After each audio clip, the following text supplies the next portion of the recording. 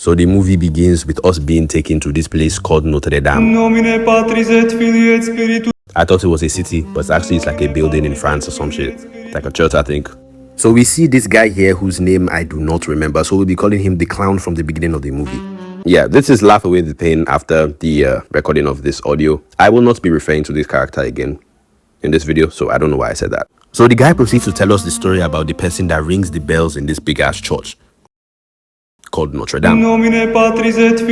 So we start our story in the gutters of the city. Yes, I know they are called canals, but considering the shit that goes inside there, yeah, that's a gutter, my guy.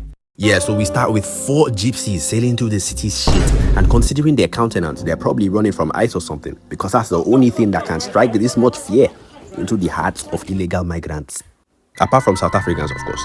You see, before the Jews, before the niggers, there were gypsies. The most hated sect in the world for no good reason. And yeah, funny thing, during the research for this video, I realized that the term gypsy is actually quite racist and offensive. They're actually called the Romani. Now you see, on this channel, we are all about celebrating our differences. So the gypsies get nabbed by this nigga called Frollo. He's basically like the medieval variant of the modern day liberal, finding fault in everything but themselves. So he clocks this gypsy woman holding something and tries to take it away from her, but she begins to run away. But eventually he kills her, takes it away, but yeah, it turns out she was holding a baby all along, and you know, let's just say the child is a bit half-baked. I mean, I can't lie, these things do happen, alright? They happen, but we don't go around killing them. Which this very kind pastor helps us to explain to Frollo. So he decides to spare the child and raise him in the bell tower. He also names him Quasimodo, which translates to chopped in Latin. Yeah, that's rough, buddy. So Quasimodo grows up and... oh my god, why the fuck does he look like that? He's white. He's white, bro. His parents are not white. Like, it's these little things that piss me off. Like, so anyway, Quasimodo has always lived at the top of the bell tower all his life, and he spends his time watching the outside world. So he then begins singing a song about his desire to go outside, touch grass, be free and shit. And then these 3 stone creatures miraculously come to life and start to encourage him to go outside to attend something called the Festival of Fools. It's kind of like the Coachella of this universe. Fundamentally pointless, but everybody seems to give a shit. So Quasimodo really wants to go, but Frollo, who has been raising him all this time, strictly informs him to stay inside. Now, don't get me wrong, Frollo is a dickhead. But he's kind of right though. First of all, this is the Middle Ages, bro. If they catch you looking a bit different than them, trust me, they're gonna like burn you at the stake or something. I mean, your whole 20 years of looking out this balcony, have you seen a single black man on those streets? And then second of all, so this is one of the biggest cities at that time. It's like 1420 or some shit. So people didn't really used to have like plumbing in their houses. So what they used to do, yeah, is they will carry a bucket and they will gather maybe like kitchen waste, scraps, sometimes even urine and schist. Yes, you heard me right. And they will put it in that bucket and they will expel it outside the window onto the street below. So that thing that you saw the woman throwing away at the beginning of the movie, that is not water breath. Like, I just be thinking about it. Like, imagine just going about your day, minding your own damn business. Around the time your neighbor decides to have explosive diarrhea and baptizes you in hot shit. Yeah, trust me, the last place I'd want to go is outside. No wonder the plague almost killed you guys like 5 times. He probably should have. So we then got to this guy called Phoebus. He's basically like the new police captain, and he bumped into this group of gypsies where he meets this... Lord have mercy. We must stay focused, brothers. We must stay focused. He meets this gypsy girl called Esmeralda. This is the type of girl that will come into my life, bastardize it, and leave me like clinically depressed for 2 straight years, bro. Stay away from these people, though. So some racist cops pull up and then they have to go, but Phoebus helps them escape.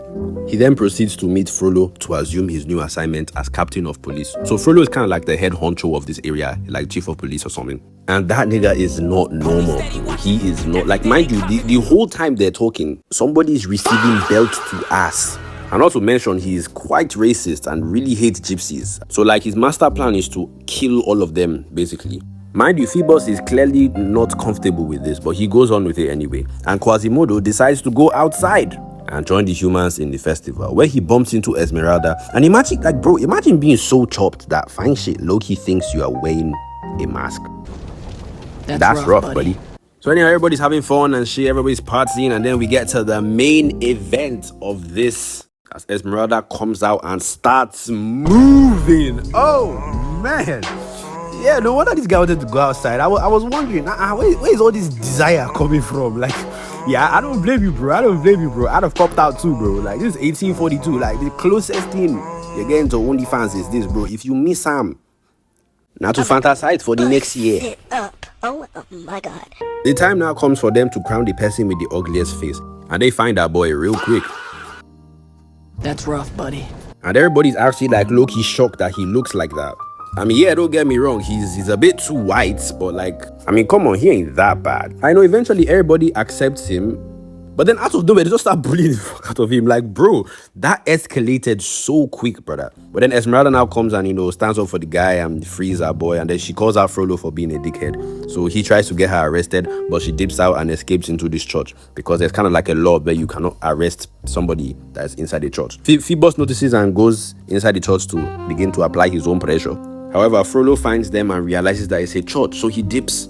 But he actually didn't dip. He's actually sitting in the church, and we realize that my boy Frollo has folded, man. I'm telling you guys, these kind of girls, brother, they will make you sell your soul to the devil. I've played these games before. So Esmeralda wanders throughout the castle until she bumps into Quasimodo, who gets it into his head that she likes him for some reason. Like, bro, have you seen yourself in the mirror, nigga? Like, you are 2 whole feet shorter than this woman, bro. You ain't getting shit. We then cut to Frollo, who is rock hard. Like, bro, chill. Like, she'll dance again next year now. You just wait. So anyhow, he wants to like capture her so that, like, you know, it will be as if that is either she dies or she chooses to sleep with him. So bro literally starts ransacking this entire city looking for these girls. See what lust does to a man. All the while, Phoebus decides to stop supporting this insanity, so they almost pack him up. But it turns out that he's not dead because Esmeralda saves his life just in time. Frollo then clocks that Quasimodo must have been the one that helped Esmeralda escape. And speaking of Esmeralda, she pulls up at my boy's crib and begins to ask him to take care of a whole other guy. Yeah, that's rough, buddy. I'm sorry. You have been successfully demoted to boy best friend, a position you're going to be holding for the rest of your life. I mean, it's not your fault that, like, your looks let you down. You can't really change the fact that you're 2 feet shorter than this girl, so yeah, that's just it is what it is, bro. But standing in the corner crying like a bitch while they're making love in front of you is just weird, bro. Buddy. You're weird. So Frollo pulls up and Esmeralda has to leave, and then he comes in and confronts Quasimodo, who reveals that it was actually him that allowed Esmeralda to leave the church.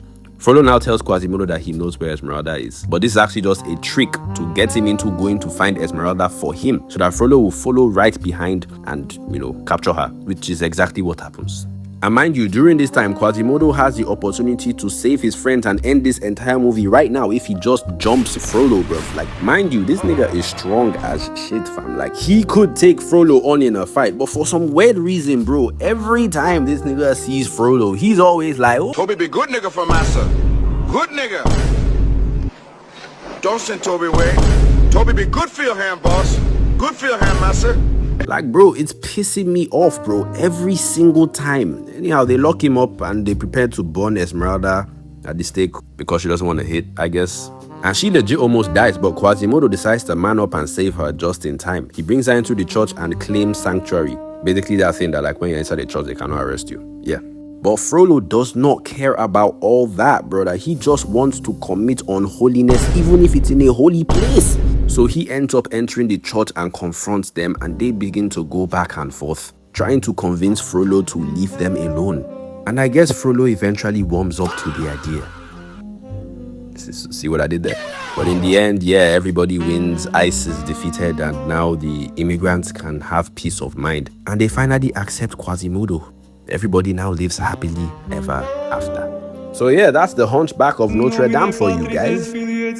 Sorry for ghosting you all for the past 6 months or so.